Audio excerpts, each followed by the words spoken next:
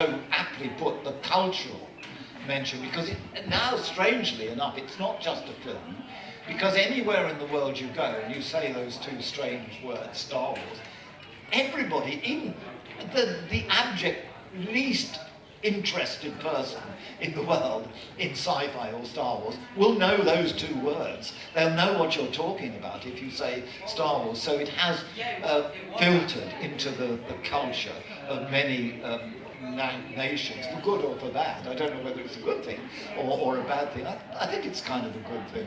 But for instance, everyone knows what the stereotype of Jabba the Hutt is. Everyone knows a lot of the other characters. So the whole cultural thing is something entirely different, which very few movies ever achieve, and Star Wars is one of them. So a very good question about it sort of transcending, but it did take a long time. Incredible question, Dan. Thanks. So, round of applause for these questions. They are culturally significant, as you say. Everyone knows who Jabba the Hutt is. I certainly know what Princess Leia's bikini looks like. Yes. Who? Hi, how are you doing? What is your favourite thing about your character? Again, do you know, I've never thought about that. I think I like the idea that he's a bit of a reptilian. I like the idea of a species that's a reptile. I had no idea how. One of the reasons why I thought Greedo would be cut from the movie was because in the mask that I was in, you couldn't hear a thing. It was like that coming out because the mask muffled all the sound. So I thought, well, they're not going to use that in the movie. In the end, I loved the Rhodian language that was invented entirely for Greedo and for the species that then went on, because as you see it in the film, it's the scene, the language, and the subtitles that you get. Greedo is one of the few characters that in the whole of the Star Wars empire that you get subtitles for, so I like that about him. But I do like the reptilian aspect, and I like his head, and I like the way his ears swivel and turn. But an excellent question. That's led me to think a lot about it. All these questions have been brilliant. Round of applause. Well done. What's your name? I'll come over there because I have this DJ deafness. Sorry. Leopold. Beautiful. Round of applause, please. Fantastic name. What a great name. Is he going to become an emperor, though? That's the point. Yeah, he's working on it, yeah. Good lad. Super. Well, what do you think, just before we come to our probable final question of the afternoon, what do you think about the expansion of the Star Wars universe? It's so overwhelmingly huge now, whether or not you look to different TV shows on Disney Plus, Obi-Wan Kenobi and Andor and The Mandalorian, as well as theme park locations. So they've got their very own Galaxy's Edge over in Florida and California. Have you ever been? Have you yeah, seen I've been to one. I was lucky they gave me a private trip on the Star Wars thing out of Orlando, which was something else, I have to tell you, because it's massive. It's a massive event, and all the guys have turned up in the, through the. It's the Star Wars ride at the Orlando park, and it's not like any other ride, and it's an experience as well. So you're going through big double doors, and as soon as you go in, there's lots of characters, a lot of actors dressed up as all the characters, lots of stormtroopers, a couple of Darth Vaders, other people in it, who lead you through the whole thing. And there's massive screens with parts of the movie on it, in which you kind of get involved. And eventually, after about 20 minutes of that, you come to the ride, which you are put into a sort of a little truck, which a droid controls at the front and turns around to you and says, "Hello, I am the droid. I will be taking you through," and takes you through the rest of the trip, which is a great ride. And you get to fire at some of the Empire forces. And right at the end, you're in the top of this building, and the droid saying, "Thank you very much for helping." And halfway through his speech, the whole thing falls down about 4 floors, and that's the sort of culmination of the ride. So it's mega, actually. So yeah, I did love that. Yeah, if you have the opportunity, definitely go. It's phenomenal. You walk through a tunnel and you are completely immersed in the world of Star Wars. They're made up, it's a different planet than Tatooine, but it looks exactly the same. Yeah. It's incredible. Smuggler's Run as a ride, the best. Yeah. Love it. Excellent. I think we've got a question from our very own Greedo. It's a bit cheeky, but can you remember how much you were paid for playing Greedo? My goodness gracious me, Paul. How naughty of you And to linked into that also, did your fee depend on whether you were on the cutting floor or not? So if No, generally, no, that kind of doesn't happen. I mean, if you're lucky enough at the time you have an agent, they negotiate a fee generally. I don't think my agent at the time had negotiated the fee, it was so poor. But in those days, the very first one, we were all paid in brown envelopes. So we didn't even get a bank transfer of any kind like that. But I think, as far as I remember, it was a lot of money at the time. And I got pretty good expense. I think I got about 200 quid, something like that, for the 3 weeks, which in 1976 fed us for a few weeks. You know, it wasn't megabucks, but even Harrison and Carrie and Alec, I know George was very embarrassed that he couldn't pay Alec Guinness anywhere near what Alec Guinness's normal fee would have been, which is why Alec got points on payment for Star Wars, which he didn't understand until he got the first check. Then he realised he'd been paid more in that first royalty check than almost anything else he had in his entire career up until that point. And those checks, to this day, are still paid into Alex's estate. That's through George's generosity to Alex, because he wanted to do something for him. And in fact, Carrie and Harrison and Mark, I think, all received a small percentage of points because George was so grateful for the work that they'd done on the film. Me, I didn't get any points. So George, if you're listening, I'm still happy to receive a 1.111110% of the entire merchandise. But I think that's about how much we were paid. But that was pretty standard for payment in the UK at the time. I love that. That's a beautiful question, and yes, incredibly cheeky. Excellent job. Excellent. I love that he waited all the way to the end as well. He's like, I'm going to drop it. I'm going to put it in. I'm going to put it in. Excellent job. Well, we put a beautiful big bow up on this gorgeous conversation that we've had with Paul.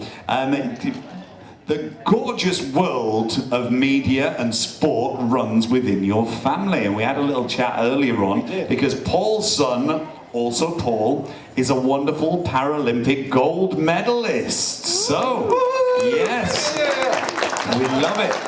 Gold in 2016 at Rio, silver as well in that same location, and silver and bronze in London 2012. Let's have a little chat about Paul and exactly everything that he's been through to get to that stage.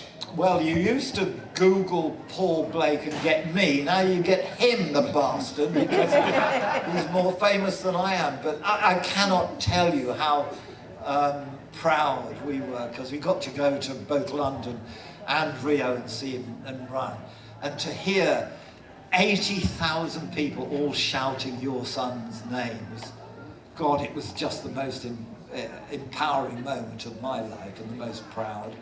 So that was very emotional and pretty cool. But he got involved purely, again, my wife was very good. Katie was brilliant in supporting his early years, because we have a big family and they're all grown up now, but when they were young, he was a twin, and his twin they had what was called twin-to-twin transfer at birth, which meant that Alec, who his twin, got all the nutrients and all the blood, whereas Paul was starved of most of the blood and got cerebral palsy. Alec wasn't quite as badly damaged, although he's on the spectrum.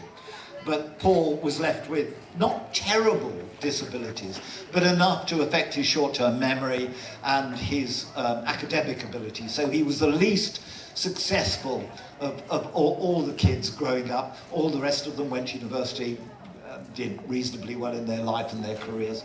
But Paulie, being academically behind, could never do any of that stuff.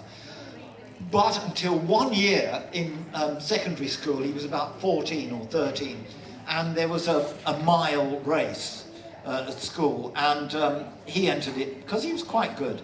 And he beat all the able-bodied kids in the mile race. And we thought, bloody hell, he's quite quick as a runner.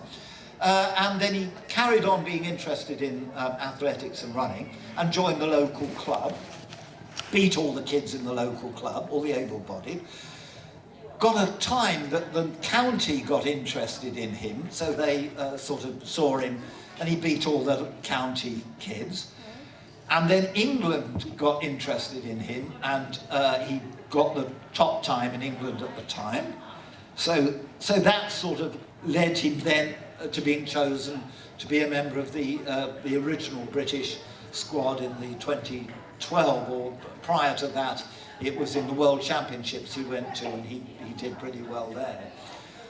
So that's how he got involved in it. But for anyone else who's interested in it too, it took a lot of persuasion of people to see Paul, to get him classified for a start, and even then it was difficult because the sports bodies, English Athletics and what was then British Sport, only held sports days at certain times of the year, so you had to get up to wherever those were, and it involved a lot of time, and that's what Katie put into Paul. So it did involve a lot of dedication from, and families I know to this day have to do the same thing, and don't often get the support that they need, both financially and emotionally, to be able to get their kids involved in that level of excellence. And what's sad is that there's 1 million kids up and down the country who are capable of that, are either able-bodied or disabled, of getting on that level of performance and achievement. And you don't have to win gold. You can go pretty far along that track and do very well if you get the encouragement, but it does need that encouragement. It really does need that encouragement, and we invite all our wonderful guests here at Comic-Con Mania Chester to go out. If you have got the dream, you've got children who have that dream of being sportsmen, of being anything in their lives, please go out of the way to look for that support, look for that endorsement, look for that monetary gain that you can feasibly get, and obviously look towards any sponsorship opportunities that come your way. Don't turn anything down, just go for it. You can smash it. Well, ladies and gentlemen, we have opened up a wonderful book that is Paul Blake, and we have come away beautiful, serendipitous. Yes, ladies and gentlemen, if you would like it, shall we do a big group selfie with Paul? Let's do it. Let's get all in together as a picture. Boy.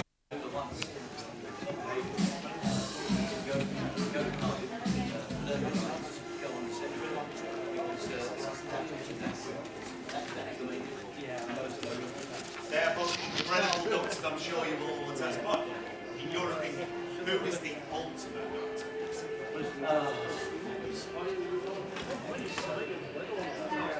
I'm rather leaning towards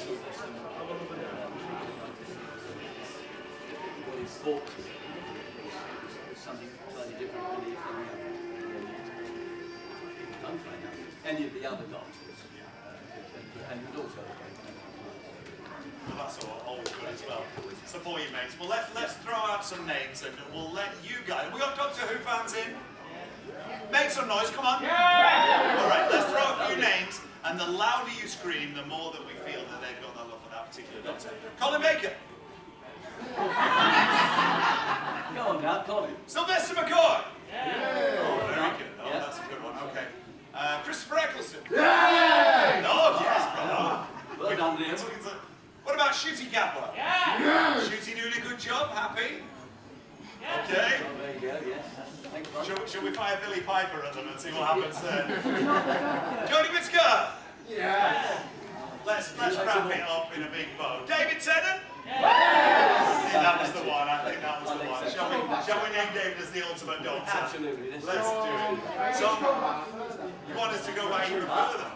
Okay, John Pertwee? Yay!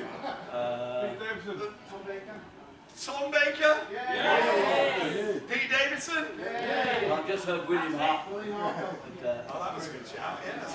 Yeah. I actually worked with William. I've worked with about 5 different doctors, not only Doctor Who, but I did, with Bill Hartman, I did a film with Bill Hartman before we filmed the Doctor. And I've done a big finish with the other Doctor. Yeah, William Hartman, great. So the big question I'm sure is on everybody's lips is, out of the 5 big doctors, who could drink the most? Well, possibly me if I was a doctor. I don't get it. Straight under the table. Well, ladies and gentlemen, Colin's going to stick around and award our winner of our cosplay showcase their beautiful prize. So right now, ladies and gentlemen, it gives us the greatest of pleasure as we invite Colin to take a seat so he can showcase everything. Please give him a massive round of applause. Please give a wonderful round of applause for our amazing cosplay host. Give it up for Baha! Can we go